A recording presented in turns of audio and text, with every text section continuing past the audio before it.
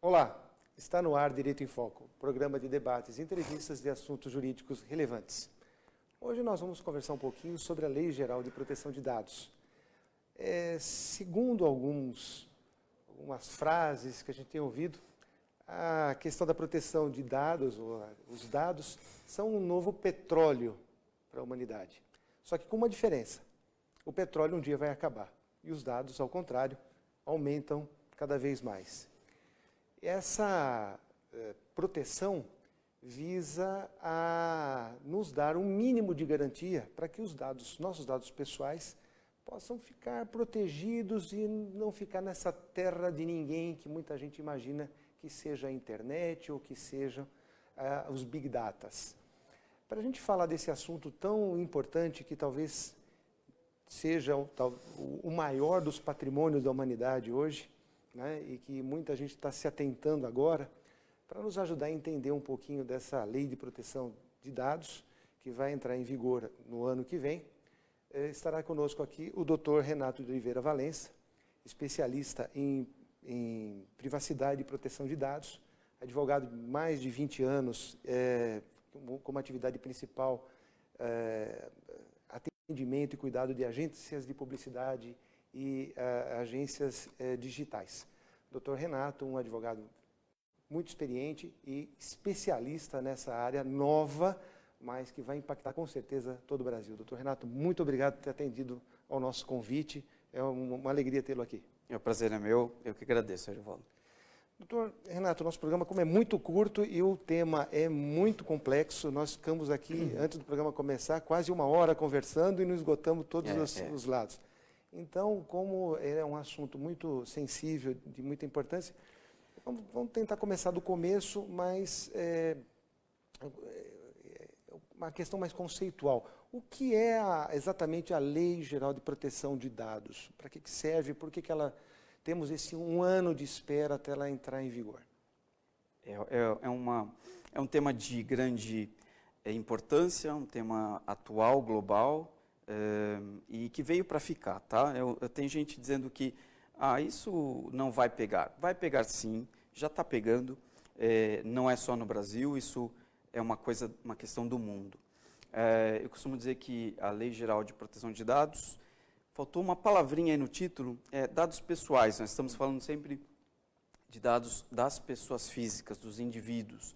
Não estamos falando sobre informações estratégicas das empresas, informações confidenciais das empresas. Estamos falando de uma proteção muito especial para nós, para mim, para você, quanto aos nossos dados, que, como você disse, são extremamente valiosos e sempre foram utilizados, e há uma tendência mundial de aumento desses usos, até pelas tecnologias. Estamos indo para o 5G, o tráfego de dados vai ser muito mais eficiente, né? Já tem países com 5G funcionando. Então, a questão dos dados pessoais passam a ter uma importância ainda maior. Mas esses dados pessoais, todos os dados pessoais vão ser protegidos? Nome, RG, CPF, cor, estado civil, hábitos de consumo, tudo vai ser protegido ou alguma coisa ainda pode ser pública? Como é que isso funciona, doutor Renato?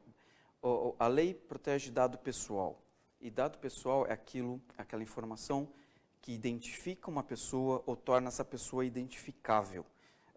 Por exemplo, um CPF, não há dúvida de que é uma informação que identifica uma pessoa, mas eu posso ter pedaços de informação que não identificam em primeiro plano, mas podem tornar identificável, eu consigo chegar naquela pessoa. E se essa combinação de informações ou uma informação tem esse caráter, nós estamos falando de dado pessoal. Agora, tem um grau a mais, que é o dado pessoal sensível. São informações que revelem algumas características como origem racial ou étnica, dados sobre a vida sexual, biometria, religião, afiliação a partido político, e tem um pacote de informações que nós consideramos como informação sensível, dado pessoal sensível. Ela tem um grau mais elevado de proteção, e a lei vem tratar exatamente sobre essa questão de como os nossos dados são trabalhados pela empresa, pelo governo, quais são os limites, quais são os propósitos e tudo mais. Mesmo que a própria pessoa tenha fornecido espontaneamente esses dados para a empresa ou para o governo? O fornecimento espontâneo, o consentimento é uma das hipóteses legais para a utilização de dados. O que a lei traz de novidade é que essa entrega com consentimento, ela precisa ser informativa. É uma mudança cultural. Hoje as empresas coletam dados de pessoas sem dizer exatamente o que elas vão fazer com aqueles dados. E nós, culturalmente, estamos acostumados.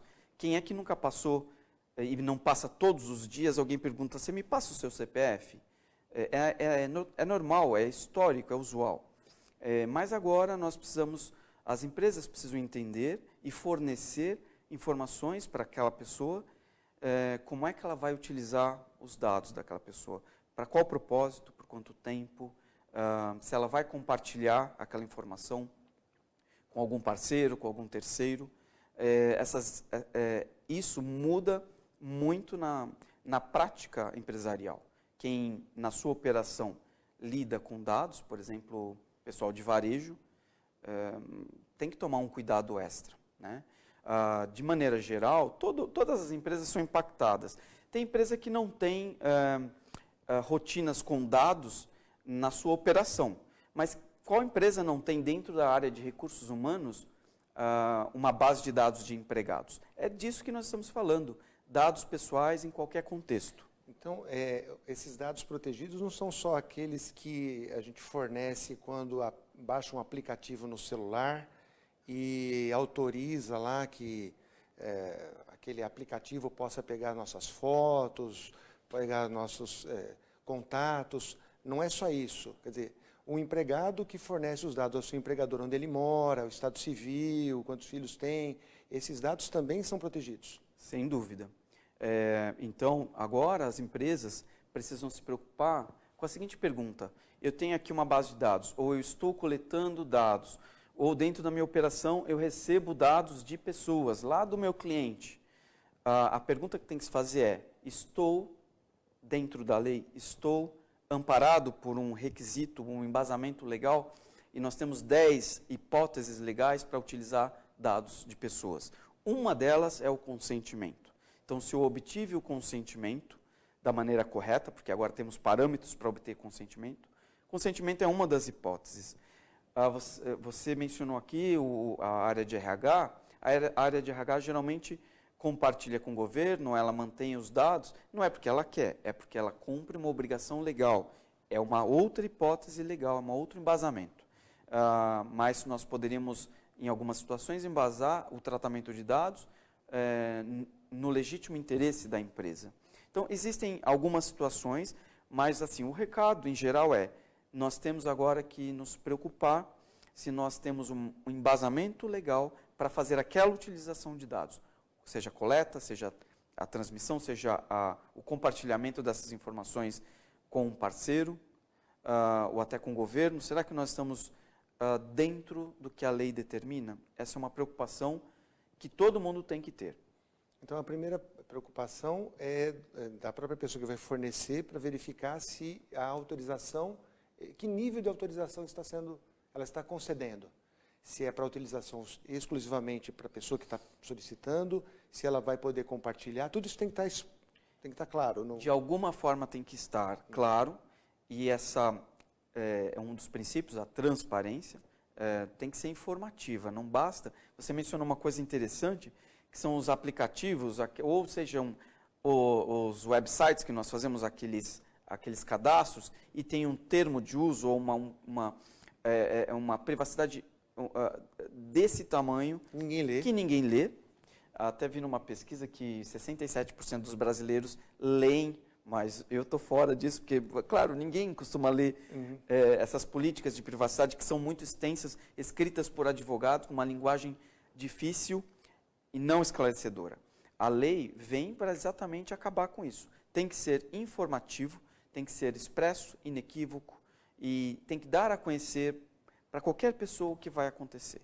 Em algumas situações a gente até recomenda que não seja por escrito, que seja até numa outra linguagem, talvez um filminho, um infográfico, seja lá para quem você está comunicando, essa comunicação tem que ser clara. Para que seja efetiva, não seja só teórica, né? Exatamente. Cliquei no aceito sem ter a possibilidade. Exatamente. Até o tamanho da fonte, às vezes, é algo que, essa coisa assim, as letras minúsculas, temos que acabar com isso. Isso acabou. Isso não está sendo efetivo. Isso não está sendo transparente. Perfeito.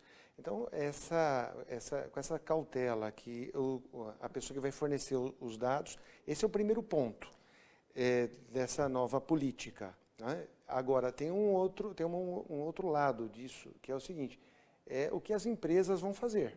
Né? A gente vai conversar daqui a pouquinho com as políticas que as empresas devem implantar. E o motivo pelo qual a lei está com um tempo de 1 ano de antecedência, que ela vai entrar em vigor em agosto. Nesse período, o que as empresas vão precisar fazer? Então, pelo que o senhor está dizendo, a primeira cautela é da própria pessoa que vai fornecer o dado, verificar para quem ele está fornecendo.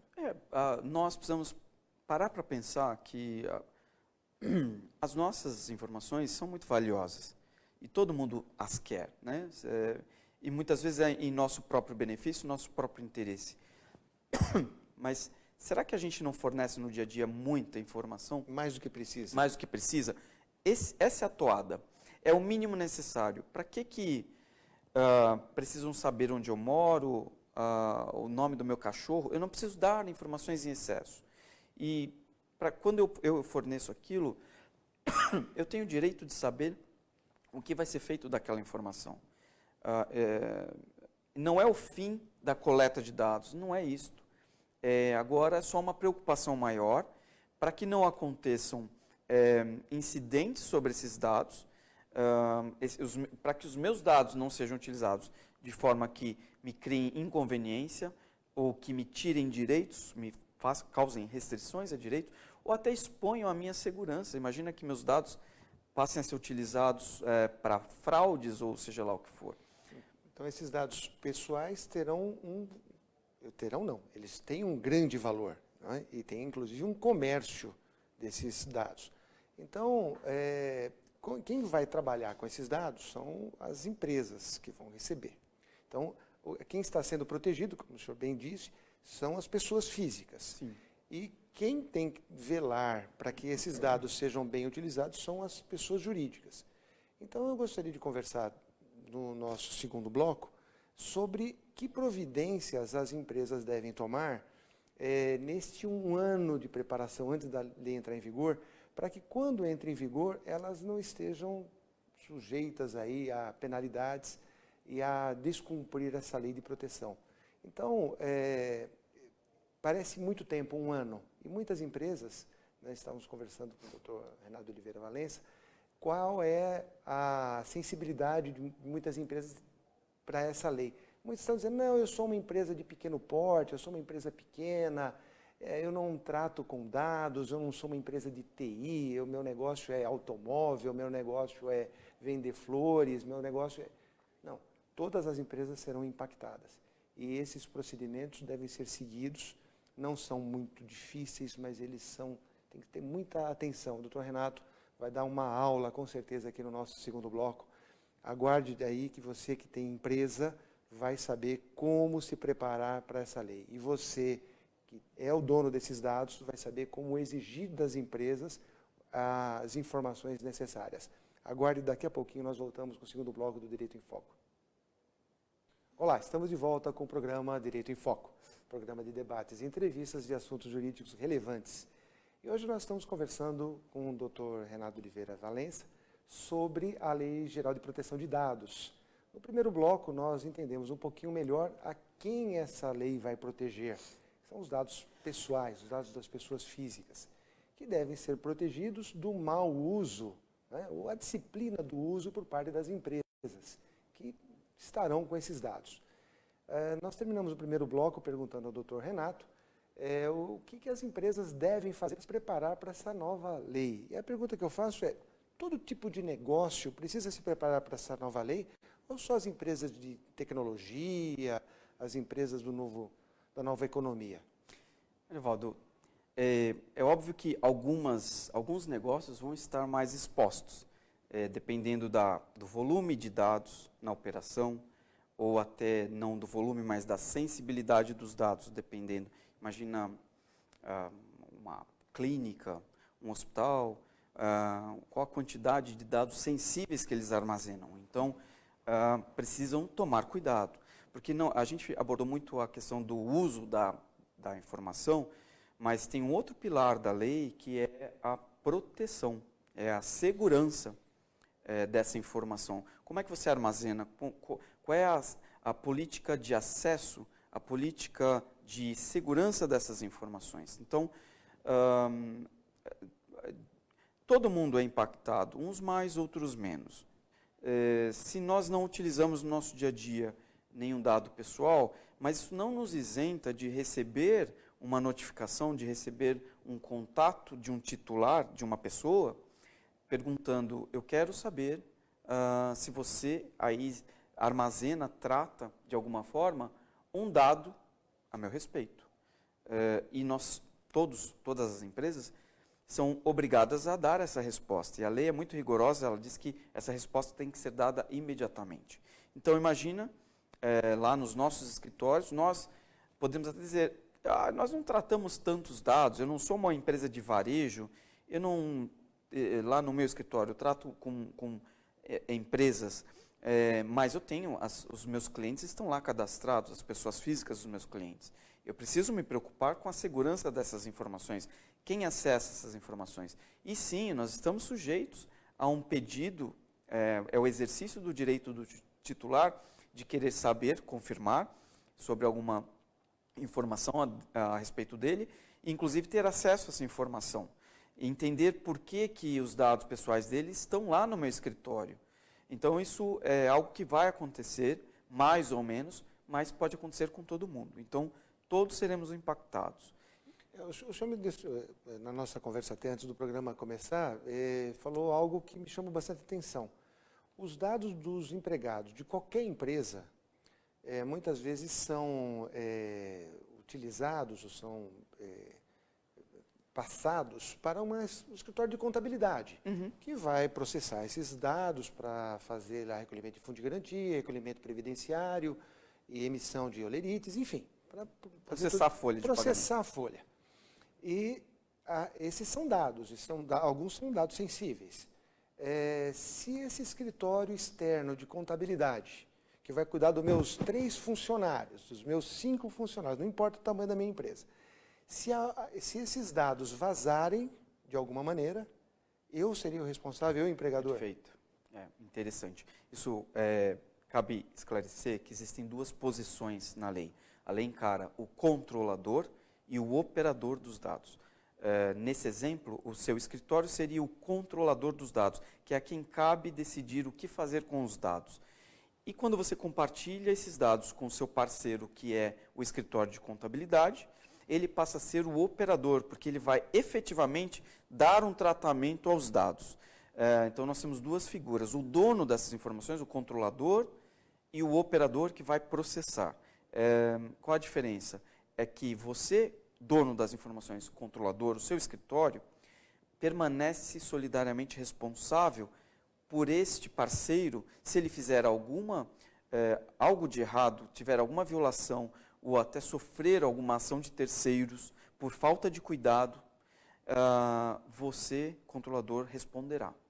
Então, está aí um viés muito interessante da lei, que é o dever de cuidado que tem o controlador em relação aos seus parceiros, aquelas pessoas com quem ele compartilha as informações para que haja algum processamento. É uma questão de responsabilidade. Então, nós, como empresas, precisamos averiguar se aquele parceiro tem políticas adequadas de segurança da informação, ou se ele sabe, se ele adota políticas corretas do uso daquelas informações. Eu preciso me assegurar de que ele não vai fazer nada que não seja por minha instrução que ele não vai cometer nenhum ilícito, não vai violar a lei e o contrato. Então, assim, os contratos entre essas pessoas passam a ser um instrumento muito importante. Então, nesse 1 ano até a entrada em vigor da lei, é importante que as empresas se preparem em todos esses aspectos, revisando procedimentos e, eventualmente, fazendo novos contratos. Perfeito. Então, nós temos aí políticas, como é que nós tratamos internamente com os nossos empregados? Será que eles sabem? Essas pessoas internas que tratam dos dados, pessoal de marketing, pessoal da operação, pessoal do RH, será que eles estão antenados de que se eles fizerem algo de errado, se eles cometerem algum descuido, eles colocam a empresa em risco? Isso é uma coisa, é uma das vertentes.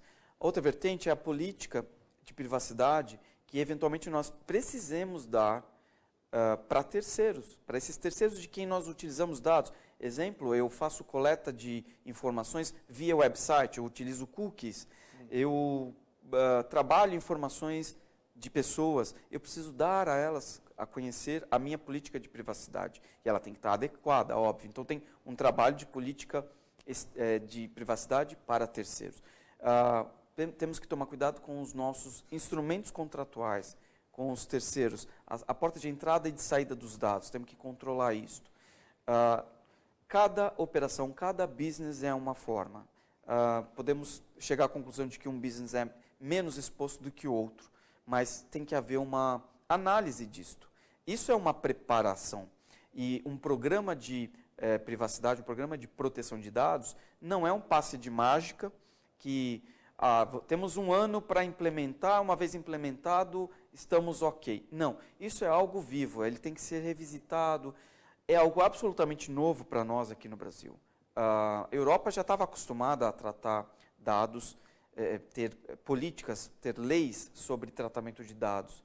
No Brasil é algo novo, embora tivéssemos na legislação esparsa, mas agora nós temos uma lei específica sobre tratamento de dados, e aqui o que pesa na gente, no nosso bolso, são as multas. Então, é isso que eu queria conversar. Lamentavelmente, o nosso programa está chegando ao fim e vamos ter que falar dessa parte muito sensível, que é a questão da consequência da não observação dessas normas.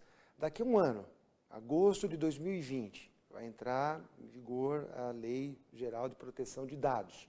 A empresa não se preparou. Ela estará sujeita a que tipo de penalidade, doutor Renato?